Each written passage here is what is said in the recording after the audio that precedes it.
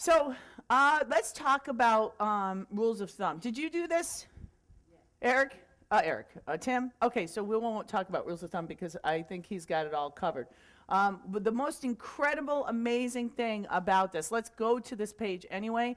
I want to talk to you now about how do you value a property when you don't have all of the numbers. By the way, you're going to discount that big time because that's, you don't have all the numbers.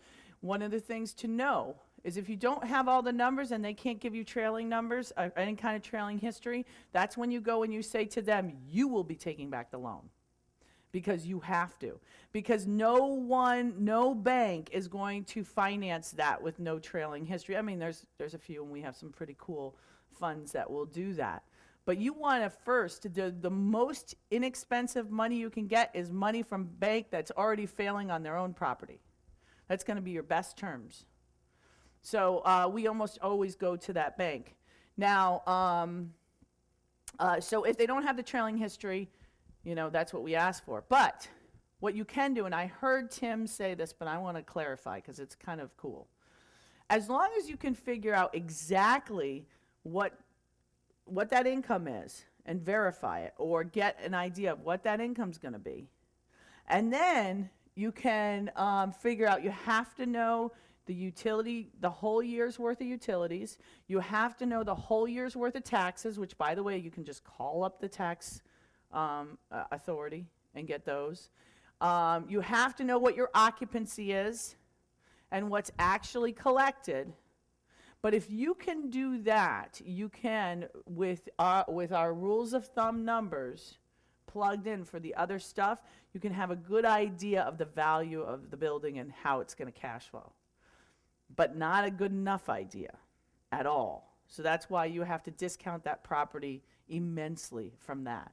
But you can start to build a scenario where it really makes sense, where you're buying this at 50 cents, 40 cents on the dollar without all that information, and you have that safety net, but you have to be very careful. And again, I'll do things like rent guarantees. Well, wait, you're telling me that the income is this, then you need to guarantee that income. I'll do things like, when there's missing information. Anytime there's missing information, it's not a plus to you, but you always use it in your favor. Always. Any questions about that? Yeah. Oh, wait, do you want to, where's my little, do we have the outside mic? Oh, here. Here, come on up. If you do have a question, you can stand right here. I'll pass you the mic.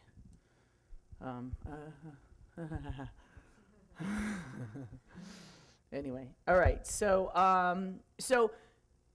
using these rules of thumb, these industry averages, let's just make one comment. Look at that payroll number. If you are in, say, come on over here, because you can't, yeah. There you go. You think I'd know that because I'm an audio engineer? I know you are. Well, I might not have even turned this on for you, see, so, oh, there it is. There you go, okay. It was about the taxes. If you go in and obviously perhaps you're paying an increased amount for the property than what the owner paid, are they going to assess the taxes on what he paid, or do you have to assess it on what you could potentially pay on the property with the new price? That's a very good question. I would assess it on the new price of what you would potentially pay it, except what I would do first is I would go to the tax assessor and I would say, how do you assess property? And they'll say, well, we assess property every 4 years, regardless of when it's sold or regardless any amount. We don't do that. We just do it every 4 years. It's assessed across the board times the mill rate. That's one thing that they might do. Others will say, okay, when there's a sale, we immediately go and reassess the property. But it's very different from county to county. And it's not just even different from state to state. It's county to county. So you just call them up and find out how they assess. And while you've got them on the phone to verify the taxes, that's a good time to see how do they assess. So yeah, good. Yes.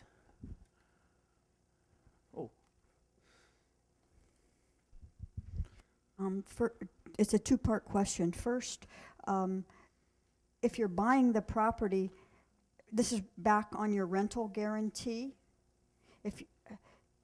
If you're buying the property, you're asking the owner to deposit the rent, but you're buying the property. That's the Yes. first part of the question. Okay, so you're at closing, and you say, I would like you to set aside $60,000, whatever it is that you, into an escrow account. That escrow account will be run by the attorney or by a title company.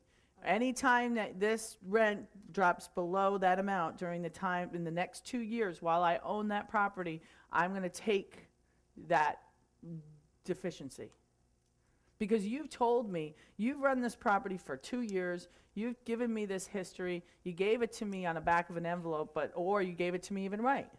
But I don't trust it. You know, I'm having trouble verifying the balance sheets, I'm having trouble with, certain things.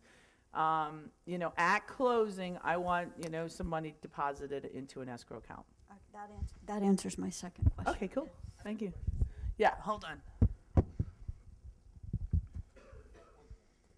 Based on that, what kind of assurance do you give him that you're not cooking the books?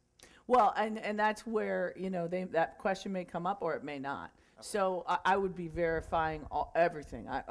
My accounting system, I'd show him how I do my accounting system, how clean it looks, what it looks like. I'll show him how he gets all the deposits, what it'll look like. And, and I'm not saying this clause works every time at all, but it's a good clause and it's worked before, And it's especially good when when someone's accounting procedure has been pen and paper.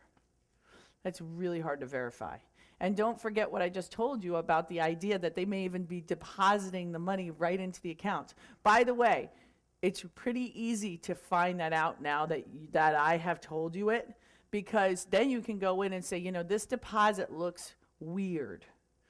I'd like to see the checks that are associated with this deposit from the bank.